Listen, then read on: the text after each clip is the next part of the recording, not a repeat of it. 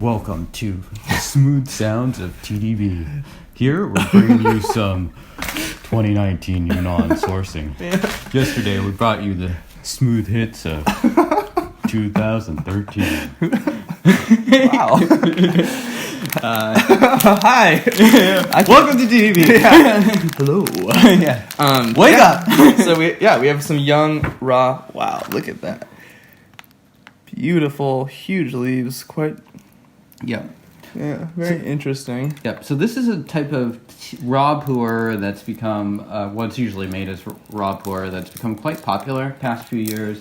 It's called Huangpian. It's kind of like the big, ugly leaves. And so people like it because it's got a little less caffeine, and it tends to be mellow.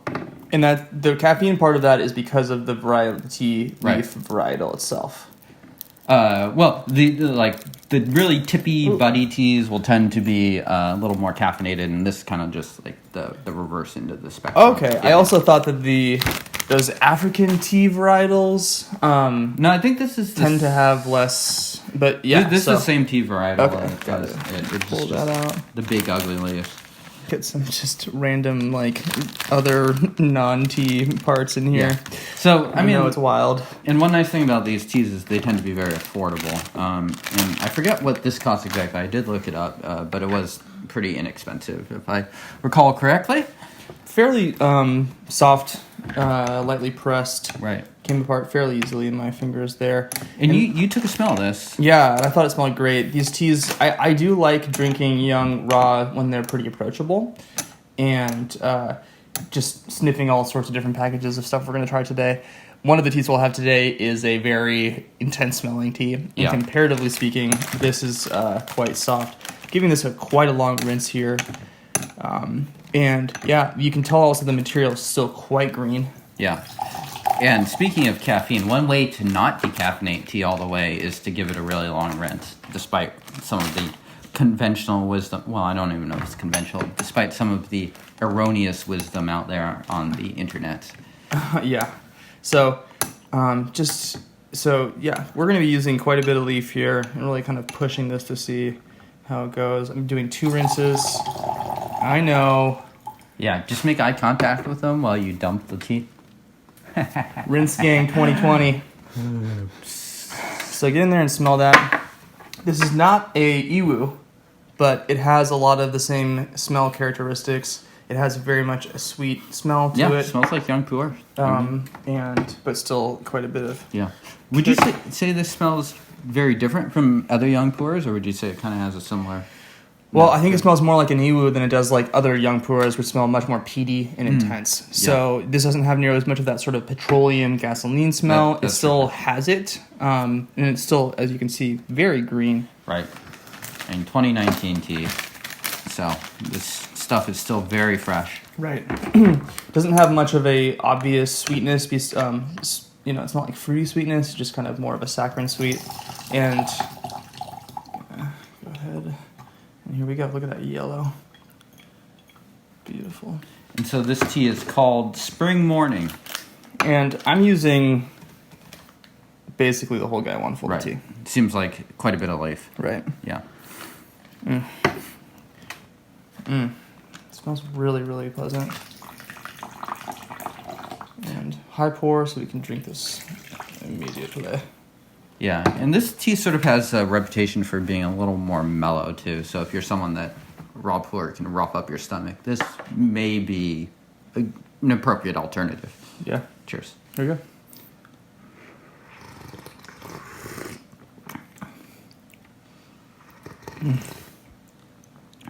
go. This is funny. This is more silky than the white tea that we had last episode. It is. Like. There's more texture to it, too. Yeah. Oh, it's really good. So there are some wines that are prepared to be drank pretty much immediately and not really to be stored to age. Yeah. I think this probably fits somewhat more in that category where really the intention is that this is pressed now and meant to be drank quickly, or at least sooner rather than later. Right. Probably wouldn't want to keep this going on for a while because there's not much to age out of this tea. So you're saying that you're getting a pretty friendly brew there? Exactly. Yeah. And despite using a lot of leaf. Right. Right, and it'll get more intense, and it's still a raw. There's still plenty of strength that we can tell is bubbling up. So the third steeping in particular, we'll get there. Although this is the fourth time the water has hit the cup. Yep. So. And for the viewers out there that are still fuming about your rinses, why did you decide to rinse it twice? So I rinsed it once, and it was still quite. There was still quite a bit of like white sediment bubble. Usually you'll see that on the top of the leaves. I'll give it a stir and really try to get all of that incorporated and out. And then if I feel like I see it again on the second steeping, I'll toss that steeping. So that could be a rinse or not. This one wasn't as clean, so I went ahead and just said, okay, we'll discard that. Something like this also, being cheaper, is a little bit easier to just be like, okay, I just want to stick to the sweet parts of this tea. Uh-huh. We also have a job to do. So I want to get into the meat and potatoes of this tea as quickly as we can. So here we go. Cheers. Cheers.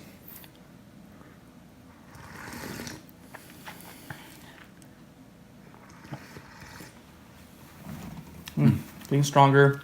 It's like just a tip of bitterness, but hardly. Right. It's like about as bitter as the white tea was, which is not very.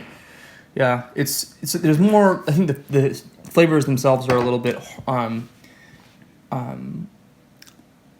more unique and esoteric and harder to potentially find in normal flavor profiles of things that people have already had. As a result, it might be a little bit harder to get in something like this if you're just getting started into tea. I would probably use less leaf. We wanted to push this one a little bit. Really sweet aroma to it. Little floral. I think Denny was right on when he called it saccharin. Yeah, I mean, it isn't very fruity. It just is sweet, sweet and kind of green, but aged or not aged. Earth. It's just that raw taste, but in an approachable way. So would you say this fits pretty squarely into the raw pu'erh or young raw pu'erh category? Mm-hmm. Yeah. Yeah. It's not as peaty as other ones are, and I think that's one reason why it's easier to drink today. Yeah. But still definitely tastes like a young raw.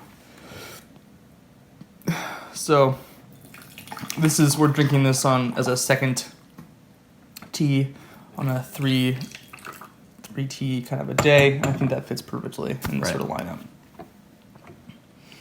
Cheers. Here we go.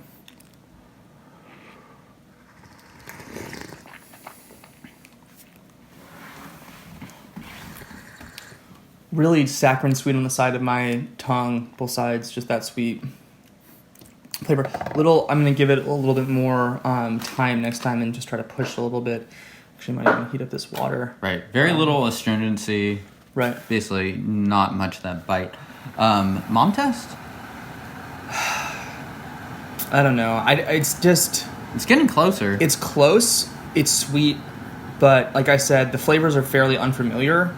And so if you're not into some weirder flavor profiles, if you don't like traditionally bitter flavors and find them interesting, might not be for you. Right. Not that this is particularly bitter, but there is some bitterness to it. What about the mom test if we were to restrict ourselves to young Sheng?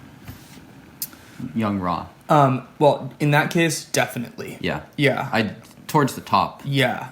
Very approachable. Yeah. I mean, and I like that this one has more of the classic raw flavors than some of the iwus that I've had, which are very approachable, but they almost don't taste as much like a raw pu'erh. This one has all of that raw pu'erh flavor, not as much intensity to it, but still there, and then a wonderful sweetness to bring it all together. Yeah, it's nice. It tastes quite green. It really does. Yeah. Feeling good energy off of it too, and coats your mouth with just sort of a nice sweetness, just kind of like pu'erh does. Yeah, for me, it definitely fits pretty squarely into the young raw pu'erh drinkable category. Right. It's not too rough. It's like I would feel pretty comfortable drinking this now. Right. And I just poured a little bit of the tea out quickly because I was going to burn the living bejesus out of myself. Otherwise, I hear that's bad to do. Yeah. I hear that can hurt. So when you do fill up the gaiwan a little bit too much, you can just tip it like that and pour a little bit out so that when you're pouring, you don't obliterate your fingers, drop the thing, and make a huge Or you mess. could be like, James, your turn to pour. And like, oh, okay. And that was the episode of TeaDB you guys are never going to see. So it's a brilliant yellow. Just that classic young color. Even hinting on a little bit of that orange. And yeah, really quite nice. Just smell that. I mean, so sweet. Really strong aromatics coming off of this. Yeah, quite approachable. This is definitely a grab, I think. Yeah. There you go. Cheers.